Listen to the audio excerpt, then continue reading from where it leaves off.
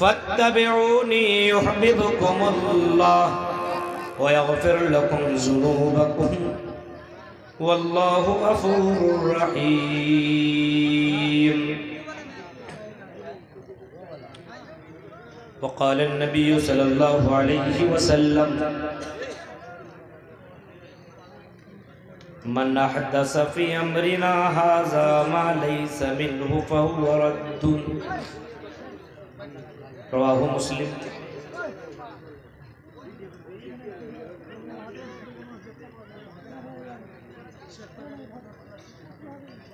ودہا مت مہانی مادت وانت پسی پرستات ینیایا. رب اشرح لي صدري ويسر لي امري واحلل عقدة من لساني يفقهوا قولي. اللهم رب زدني علما. آمین. قابل احترام ناظم جلسہ، علماء کرام،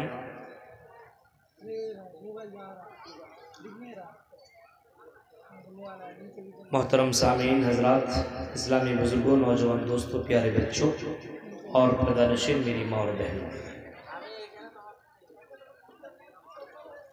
وقت اتنا ہو چکا ہے کہ اس سے آگے بولنے کا میرے ذہن میں تھا ہی نہیں کہ 2 بجے بعد بھی مجھے بولنا پڑے.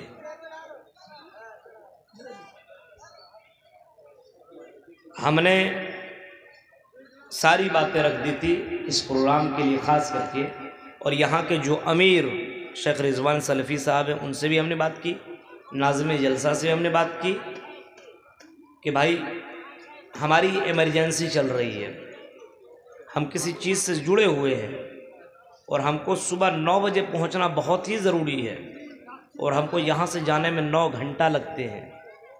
ہم اسی وعدہ کو کرتے ہوئے ہم نے اپنا وعدہ نبھایا. بات کمیٹی والے نے کہا تھا 2 بجے ہم آپ کو چھوڑ دیں گے کسی بھی طریقے سے، لیکن مولوی وعدہ نبھائے. لیکن جب آپ وعدہ نہیں نبھائیں گے تو میرے بھائیوں، آپ عالم کس بات، کون سی زبان کے اوپر بھروسہ کر کے آپ کے یہاں پروگرام دیں گے؟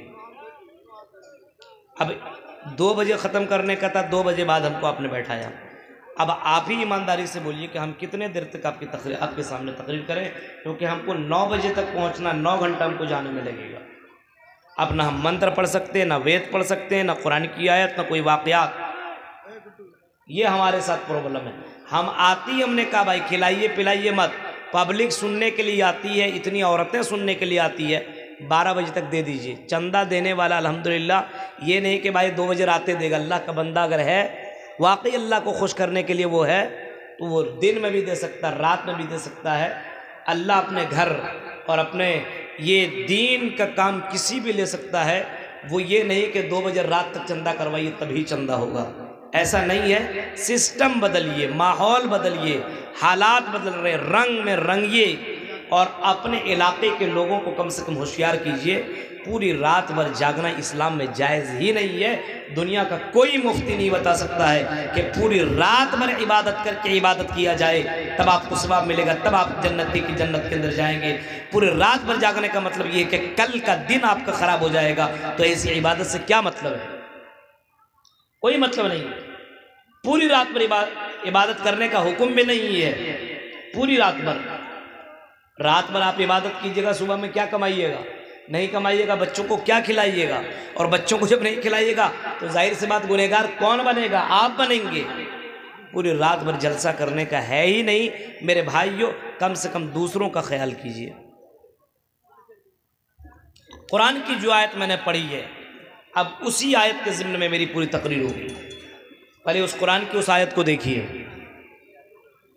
قُلْ إِن كُنتُمْ تُحِبُّونَ اللَّهَ فَاتَّبِعُونِي يُحْبِبْكُمُ اللَّهُ وَيَغْفِرْ لَكُمْ ذُنُوبَكُمْ وَاللَّهُ غَفُورٌ رَحِيمٌ.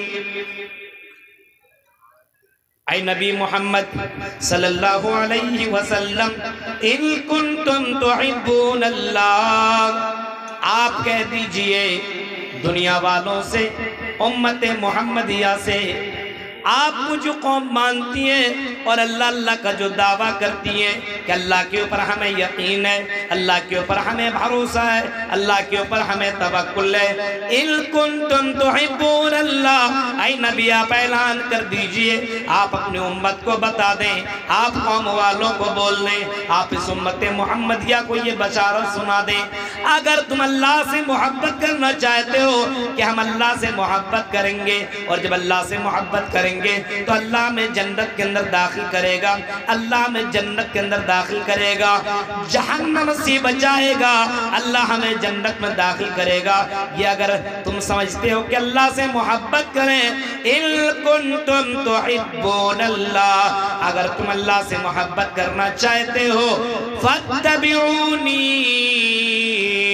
تو میری اتباع کر، اے نبی آپ کہہ دو کہ میری پیروی کر، میری اتباع کر، میری نقش قدم پہ چل، میں جو کہتا ہوں وہ کر، میں جن چیزوں سے منع کر رہا ہوں اسے رک جا، میں جیسا کر رہا ہوں ویسا کر، جیسی میری نماز ویسی تو اپنی نماز کر لے، جیسی میری شادی ویسی تو اپنی شادی کر لے، میرا اٹھنا بیٹھنا، میرا چلنا، میرا کھانا، میرا پینا، لوگوں کے درمیان اور لوگوں اور سماج کے لوگوں کے ساتھ میرا جیسا رویہ ہے تو بھی ویسا رویہ لوگوں اور سماج کے ساتھ کر لے۔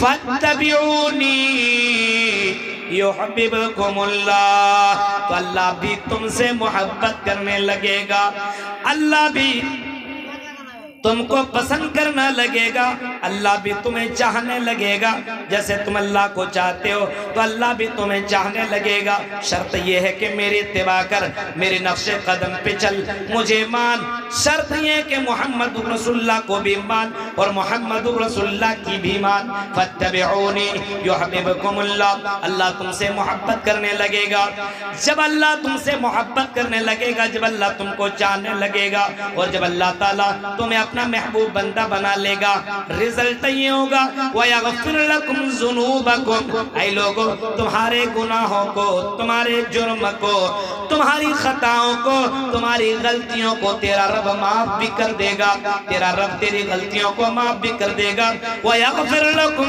ذُنُوبَكُمْ، تمہارے پاپوں کو بھی اللہ تعالیٰ دھل دے گا، تمہارے پاپوں کو بھی اللہ تعالیٰ ختم کر دے گا، تمہارے گناہوں کو بھی اللہ تعالیٰ مٹا دے گا، تمہیں گناہوں سے نکال دے گا، تمہاری غلطیوں کو اللہ تعالیٰ دھل دے گا، وَيَغْفِرْ لَكُمْ ذُنُوبَكُمْ وَاللَّهُ غَفُورٌ رَحِيمٌ، اور اللہ ہی بخشنے والا ہے، رحم کرنے والا ہے، اور اللہ ہی سب سے بڑا دیالو اور مہربان ہے، اور اللہ ہی معاف کرنے والا ہے، تمہاری غلطیوں کو معاف کرتے رہتا ہے، تمہاری خطاؤں کو معاف کرتے رہتا ہے، اس سے بڑھ کر کے معاف کرنے والا، اس سے بڑھ کر کے دیالو، اس سے بڑھ کر کے مہربان تمہیں کائنات میں کوئی دوسری ہستی نہیں ملے گی،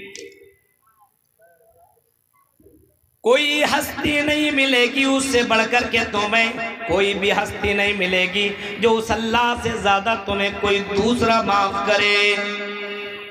یہ قرآن کی آیت ہے جو میں نے خطبہ مسنونہ کے بعد میں پڑھی، قرآن کی آیت، اے نبی کہہ دو اگر تم اللہ سے محبت کرنا چاہتے ہو، نبی کی دعوت، نبی سے محبت، تب اللہ تم سے محبت کرے گا، یعنی اللہ سے اگر جڑنا ہے تو اللہ کے رسول سے جڑیے، اللہ کے قریب جانا ہے تو اللہ کے رسول کے قریب پہلے جائیے۔ ہاں اگر تم جنت میں جانا چاہتے ہو تو اپنے منمانی عبادت کر کے جنت میں نہیں جا سکتے ہو، اگر جنت ہی میں جانا ہے تو محمد الرسول اللہ کے طریقے کو فالو کرنا ہوگا۔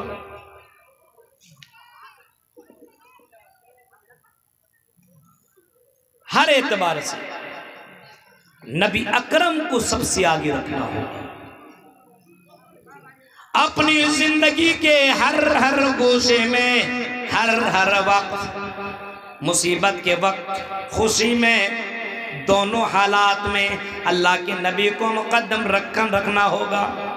خوشی ملے تو ایسا نہ ہو کہ پاگل ہو جاؤ اور غیروں کی طرح تم بس رویہ اپنا لو، ہاں خوشی کے مارے تم وہ کام کرنے لگو، شراب بھی پینے لگو، جوا بھی کھیلنے لگو، پیسے تمہیں مل جائے تو لڑکیوں کے ساتھ انجوائے بھی کرنے لگو، پیسے تمہیں مل جائے تو لڑکیوں کو تم گھمانے لگو اور اپنے آپ کو بڑے ہیرو اور بڑے بابا بن جاؤ اور غلط کام کرنے لگو۔ خوشی کے موقع پہ ساری حدیں تم پار کر جاؤ اور اپنے گھروں کے اندر تم عیاشیاں کرنے لگو۔ گھر کے باہر وہ کام کرو جس کو اللہ کے نبی نے منع فرما دیا ہے۔ اگر خوشی ملے تب بھی نبی کی عبادت، تب بھی نبی کی فرما برداری، تب بھی نبی کی اطاعت۔ خوشی ملے تب بھی نبی کی اطاعت، اور اگر غم ملے تو میرے بھائیوں گھبرانے کی ضرورت نہیں ہے، مایوس ہونے کی ضرورت نہیں ہے۔ اگر غم ملے یعنی بیٹا بیٹے نہ ہو اور کوئی مصیبت آ جائے تب بھی تمہیں گھبرانے کی ضرورت نہیں ہے، نبی اکرم کو بھی فالو کرنا ہوگا۔ مصیبت کی وقت بھی اگر تمہیں اطاعت کرنی ہوگی تو جناب محمد رسول اللہ کی اطاعت کرنی ہوگی۔ اپنے نبی کو دیکھنا ہوگا کہ مصیبت کے وقت اللہ کے نبی نے کس کو پکارا، مصیبت کے وقت اللہ کے نبی نے کیا کیا۔ میرے بھائیوں، میرے نبی کے پاس مصیبتیں آئی، میرے نبی کے پاس پریشانیاں آئی، میرے نبی کے ساتھ بہت ساری پریشانیاں زندگی میں آئی، لیکن آپ نے ایسے وقت میں کوئی غلط قدم نہ اٹھایا، بلکہ میرے بھائیوں وہی کیا جو اللہ تعالیٰ آپ سے کہلوا رہا تھا، وہی کیا جو اللہ تعالیٰ نے آپ کو حکم دیا تھا۔ اذا اللہ کے نبی کو کہا گیا تھا جب تمہیں پریشانی ہو تو مجھ سے مانگو، ہم تمہاری پریشانی کو دور کریں گے، ہم تمہاری مصیبتوں کو دور کریں گے، ہم تمہاری پریشانیوں کو دور کریں گے۔ اور نبی اکرم نے بھی لوگوں کو یہی سمجھایا تھا، لوگوں تیری زندگی میں بھی کوئی پریشانی آ جائے، کوئی مصیبتیں آ جائے، کوئی پریشانی آ جائے، اذا سألت فاسأل اللہ، جب مانگنا تو صرف اللہ تعالیٰ سے مانگنا، وَإِذَا اسْتَعِنْتَ فَاسْتَعِذْ بِاللَّهِ، اور جب مدد طلب کرنا تو صرف اللہ سے مدد طلب کرنا۔ یہ پیغام، یہ میسج اور یہ خبر، یہ پیغام اور یہ نیوز اللہ کے نبی نے پوری امت کو سنا ڈالی۔ جب تم مصیبت میں ہو، جب تم پریشانی میں ہو، جب تم تکلیف میں ہو، گھبرانے کی ضرورت نہیں ہے۔ نبیوں کو بھی تکلیفیں آئی اور نبیوں نے بھی تکلیفوں میں صرف اللہ کو پکارا ہے۔ وہی مصیبتوں کو حل کرنے والا، وہی مصیبتوں کو ٹالنے والا، وہی مصیبتوں کو دور کرنے والا، وہی مصیبتوں کو ختم کرنے والا، وہی مصیبتوں سے نجات دینے والا ہے۔ قرآن کی شکل میں ہمارے پاس وہ کتاب موجود ہے، نبیوں کا تذکرہ تمہیں قرآن کے اندر ملے گا۔ ایک ایک نبی کے اوپر جو جو مصیبتیں آئی، ان مصیبتوں سے کس نے بچایا؟ اللہ تعالیٰ نے بچایا۔ کس نے نجات دلائی؟ اللہ تعالیٰ نے نجات دلائی۔ زکریہ کو اٹھائیے، یحییٰ کو اٹھائیے، حضرت یونس علیہ السلام کو اٹھائیے، حضرت ایوب علیہ السلام کو اٹھائیے، حضرت ابراہیم علیہ السلام کو اٹھائیے۔ ان کے واقعات پڑھتے چلے جائیں میرے بھائیوں، اتنی بڑی بڑی مصیبتیں۔ حضرت ایوب کی مصیبت کے اوپر صرف نظر ڈالائیے، حضرت ایوب کی مصیبت دیکھیے، 1 سال نہیں، 2 سال نہیں، کانٹینیو 18 سال حضرت ایوب علیہ السلام بیمار رہے، لیکن حضرت ایوب نے پکارا تو کس کو پکارا؟ بیماری میں گرے، کس کے پاس گئے؟ قرآن کے اندر یہ ساری واقعات موجود ہیں، ساری باتیں موجود ہیں۔ کسی بابا کے پاس نہ گئے، کسی پیر کے پاس نہ گئے، کسی مزار کے پاس نہ گئے، کسی اور جگہوں پہ نہ گئے، پکارا تو اللہ کو پکارا، مصیبت میں یاد کیا تو اللہ کو یاد کیا، اور قرآن نے بھی اس کو نوٹ کیا ہے۔ اٹھاؤ میرے بھائیوں 17واں پارہ، 17 نمبر کے پارے کو اٹھائیے، سورہ انبیاء کی اس آیت کو اٹھائیے، انی مسنی الضر وانت ارحم الراحمین۔ آئے اللہ مجھے تکلیف پہنچی ہے اور سب سے زیادہ رحم کرنے والا تو ہے، اللہ میرے اوپر رحم فرما۔ قرآن کہتا ہے کہ 18 سال تک بیمار رہے اور جب اللہ ہی کو پکارا تو اللہ نے اس بیماری سے نجات دی۔ آج ہم مصیبتوں میں کچھ کو پکار رہے ہیں، کسی اور کو، تکلیفوں میں کس کو پکارا جا رہا ہے؟ کسی اور کو۔ اللہ کی ذات کے اوپر بھروسہ ہی نہیں ہے، اللہ کی ذات کے اوپر توکل ہی نہیں ہے، محمد رسول اللہ کی اطاعت اپنی زندگی